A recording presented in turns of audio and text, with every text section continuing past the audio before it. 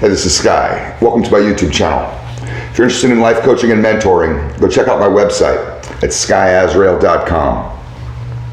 Let's talk about putting our lives in order. Let's talk about order out of chaos, order out of confusion. A lot of us can feel like that our lives are out of order. You know, it's funny because a lot of people feel like their lives are out of order because the world is out of order. Now, I think people have that misconception simply because they're out of order. When you're out of order, when there's no order in your life, or when there's areas that are disorganized, that there's no structure, there's no order in those areas, the world can feel very out of control. It can feel very scary. It can feel very random. It can feel violent. It can feel like it's against us. And people get kind of lost in those waters. They drown in being overwhelmed by the chaos of life. I think people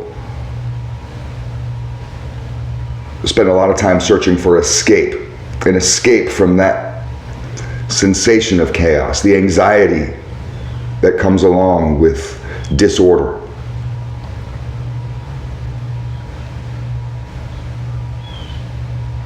So it's important to put your life in order. How do we put our lives in order? Why?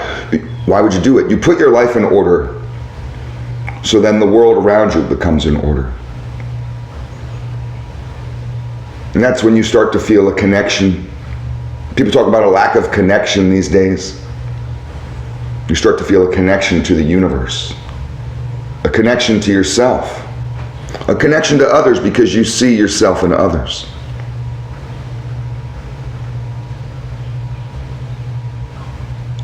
Order is important. When we need to understand something, you have to put it in order. I ask you what just happened, you say, man, I don't know, and say, well, let's go over it. We got to put it in a timeline. Let's understand it. Let's put it in order. Getting over past trauma is defined by putting it in order. Many times that when you have past trauma, you're just confused about the past, about that event. It's not clear to you. It can be an emotional unclarity, where we're just emotionally, we just don't get it. Maybe rationally we kind of get it, but emotionally it just devastated us. It shocked us. That shock is that scrambling of order. There's areas of our past where we have chaos. In any area that you find disorder is where you will find chaos.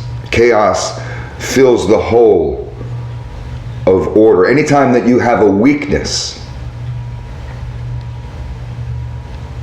negativity is filled in that area. Malevolence.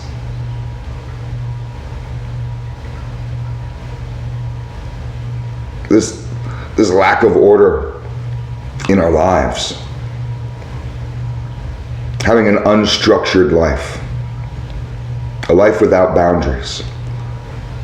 A life without order leads to confusion.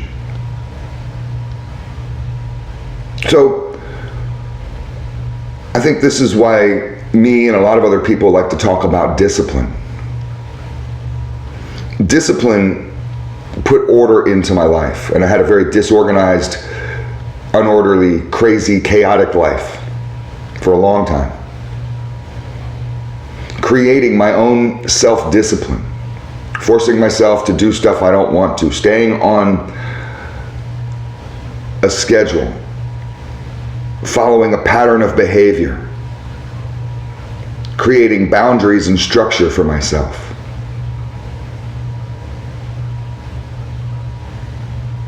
That helped put my mind right, put my life right. I found that the anxiety attacks that I used to have horrible anxiety attacks, gosh, since I was probably 12 years old, all the way up until just a few years ago.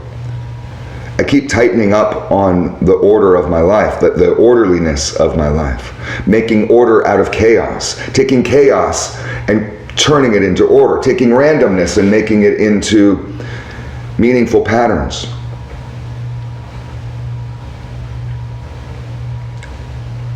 I learned to have more boundaries, to take care of self, to have more structure in my life, to keep myself on a diet, keep myself on my mind, body, and soul program, keep myself working out, keep myself praying, keep myself studying. I do this stuff relentlessly in order to create order in my life. And when I slow down on any bit of my program, my lifestyle management, I start to allow chaos in. I start to let weakness in. I notice that a lot of my weak tendencies of the past start to come back. The beauty about living an orderly life, creating order inside your mind, it's connected.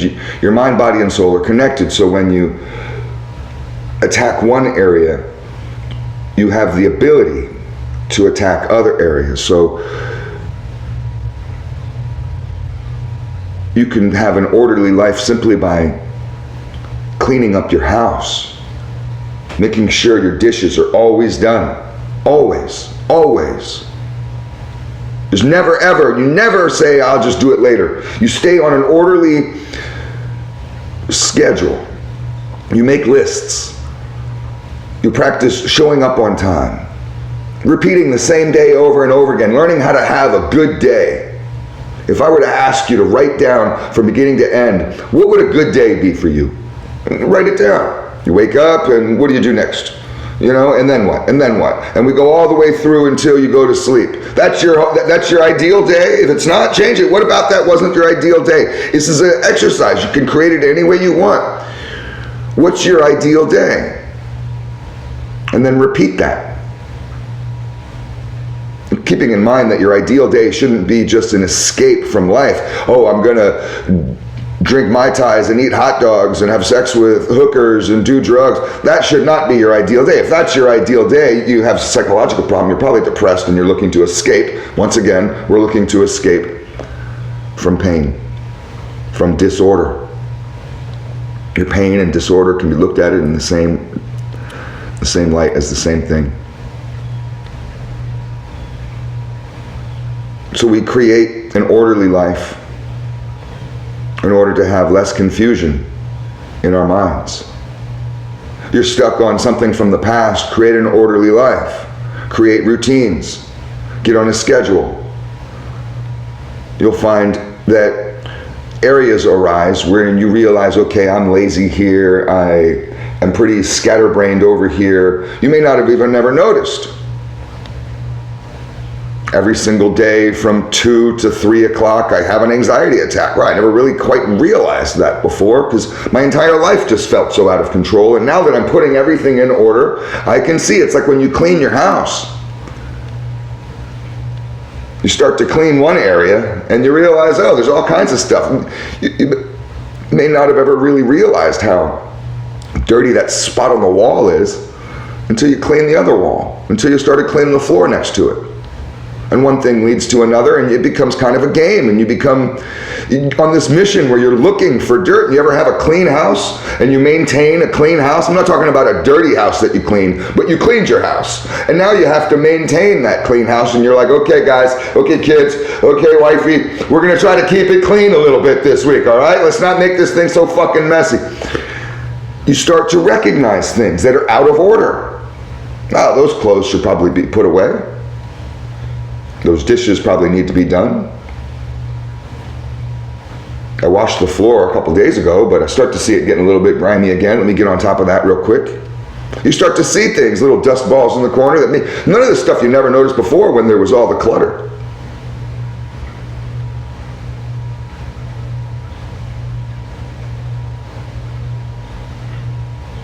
You have realizations when you make order out of chaos. When you remove some of the chaos from your life, you start to become smarter.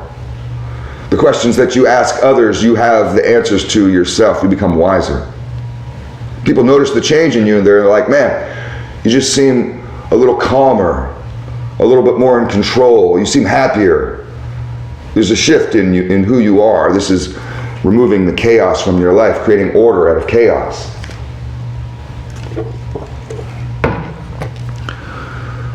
So focus on boundaries and structure. Let's add discipline. Boundary, structure, and discipline. Every single day. Focus on your mind, your body, and your soul relentlessly, like your life depends upon it. Every single day, mind, body, and soul. Just like yesterday, just like tomorrow. Every single day. It's this repetition of life that helps to fortify the foundation of who we are. When you create order out of chaos, you become stronger.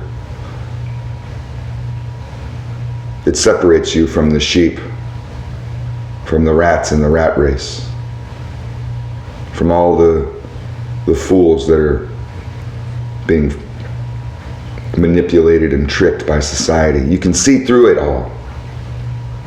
It's a way to wake up for those of you that want to.